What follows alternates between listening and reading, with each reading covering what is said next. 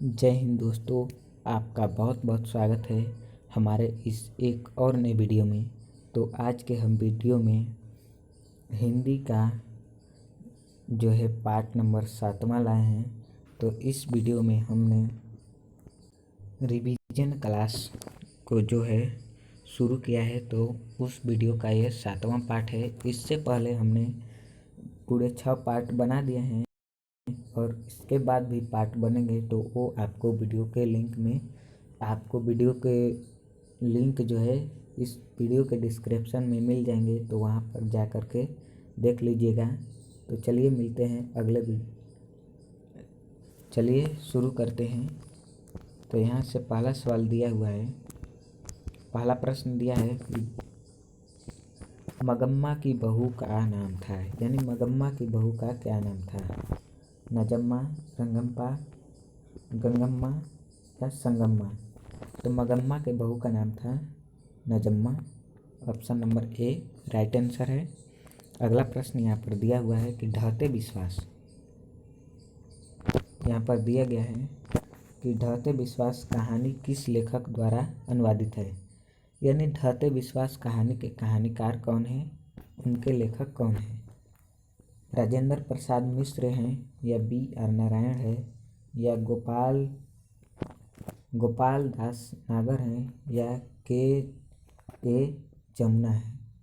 तो जो ढहते विश्वास के लेखक द्वारा अनुवादित किया गया किस लेखक द्वारा, तो वह के ए जमुना द्वारा किया गया। Option number D Rajendra Prasad Mishra द्वारा किया गया। Option number A right answer है। अगला प्रश्न यहाँ पर दिया गया है कि माँ कहानी किस लेखक द्वारा रचित है?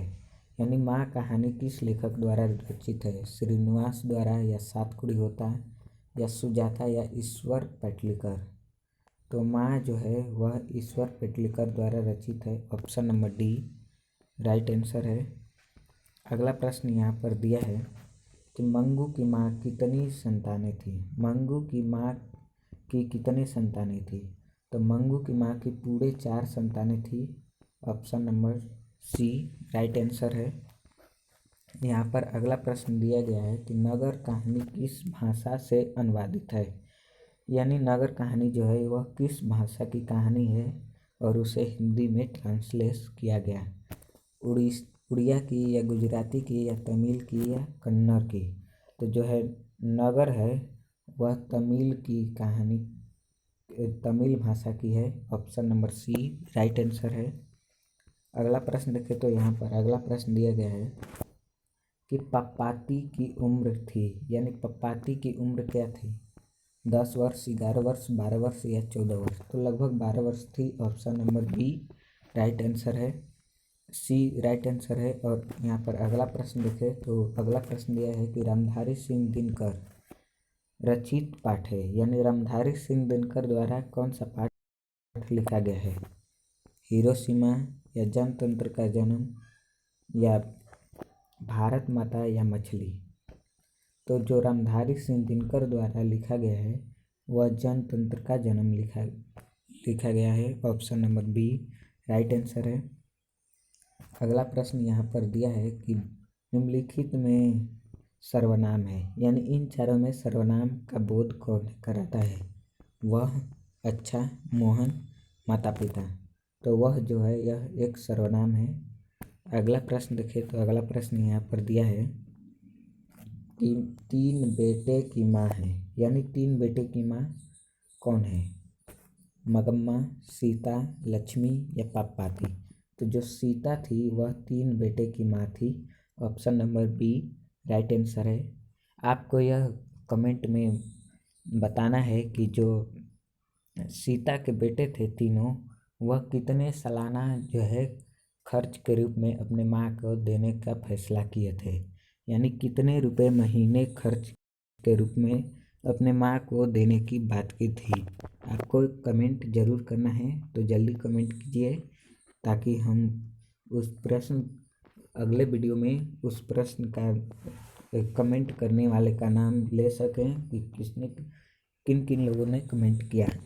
तो चलिए अगला प्रश्न देखते हैं। तो अगला प्रश्न यहाँ पर दिया है कि सर्वनाम के भेद हैं। यानी सर्वनाम के कौन सा भेद है? संबंधवाचक, द्रव्यवाचक, व्यक्तिवाचक या भाववाचक। तो जो ये द्रव्यवाचक, व्यक्तिवाचक और भाववाचक हैं यह संज्ञा के भेद हैं, लेकिन संबंधवाचक यह सर्वनाम के भेद हैं। इसलिए इसका सही आंसर है ऑप्शन नंबर ए, संबंधवाचक। अगला प्रश्न देखें तो यहाँ पर अगला प्रश्न दिया है कि नौबत खाने में इबादत। नौबत खाने में इबादत के पाठ के केंद्र में है। यानी जो नौबत खाने में इबादत जो पाठ है उसमें किनकी चर्चा की गई है, किनके बारे में बताया गया है। ऑप्शन में दिए गए हैं बिरजू महाराज के बारे में, या जाकिर हुसैन के बारे में, या बिस्मिल्लाह खां के बारे में, या इनमें से कोई नहीं। तो और इसका सही आंसर है ऑप्शन नंबर सी, बिस्मिल्लाह खां। आपको ये भी कमेंट करना है कि बिस्मिल्लाह खां किस यंत्र को बजाते थे, यानी किस वाद्य यंत्र को बजाते थे। अगला प्रश्न यहाँ पर दिया गया है कि ललित निबंध है, यानी ललित निबंध कौन सा है? मछली है, या नाखून है, या बहादुर है, या नौबत खाने में इबादत है।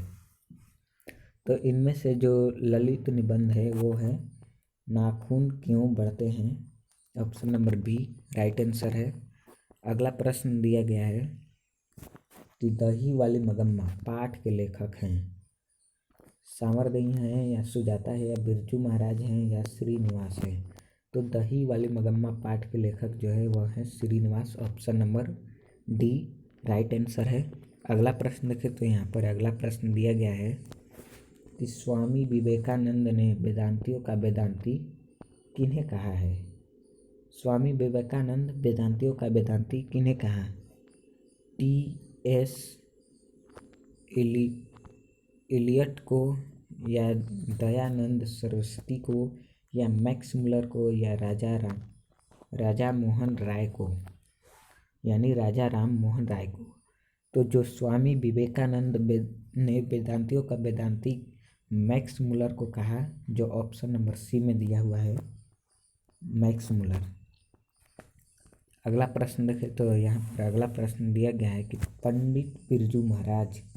साल के थे तभी उनके पिता का देहांत हो गया। यानी पंडित बिरजू महाराज कितने साल के थे कि उनके पिता की मृत्यु हो गई थी? ऑप्शन में दिए गए हैं 9.5 साल के, या 10 साल के, या 12 साल के, या 13 साल के। तो जब बिरजू महाराज 9.5 साल के थे तभी उनके पिताजी का मृत्यु हो गया, देहांत हो गया था। तो इसका सही आंसर है ऑप्शन नंबर ए, 9.5। अगला प्रश्न देखें तो यहाँ पर अगला प्रश्न दिया गया है कि धरती कब तक घूमेगी कहानी किस लेखक द्वारा अनुदित है? यानी धरती कब तक घूमेगी कहानी के लेखक कौन है, अनुवादित कौन किए हैं? गोपाल दास सागर किए हैं, या सावरदैया, या के.एन. जमुना, या राजेश प्रसाद मिश्र। तो धरती कब तक घूमेगी कहानी के जो अनुवादक हैं उनका नाम है Savardaiya, option number B right answer है।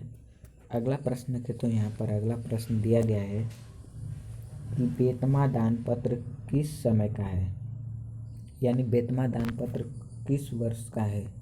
1020 ईस्वी का, या 1021 ईस्वी का, या 1022 ईस्वी का, या 1023 ईस्वी का। तो बेतमा दान पत्र जो है वह 1020 ईस्वी का है, option number A right answer है।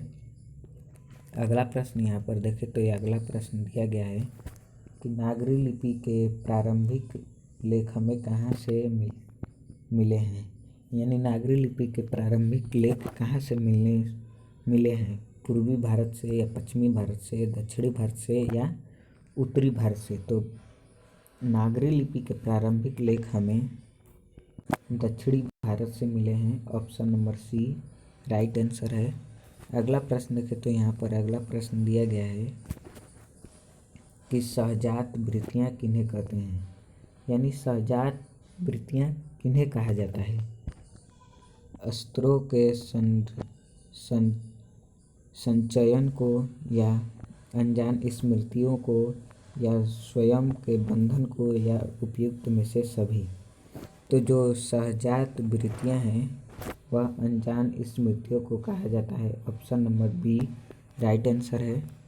यहाँ पर अगला प्रश्न दिया गया है कि किसके अध्ययन क्षेत्र में भारत के कारण नवजीवन का संचार हो चुका है। यानी किसके अध्ययन क्षेत्र में भारत के कारण नवजीवन का संचार हो चुका है। आपके ऑप्शन दिए गए हैं। ऑप्शन है ए में है विधि शास्त्र, बी में है नीति कथा, सी में है भाषा विज्ञान और डी में है देवत्व विज्ञान। तो किसके अध्ययन क्षेत्र में भारत के कारण नवजीवन का संचार हो चुका था? तो वह भाषा विज्ञान था। Option number C right answer है।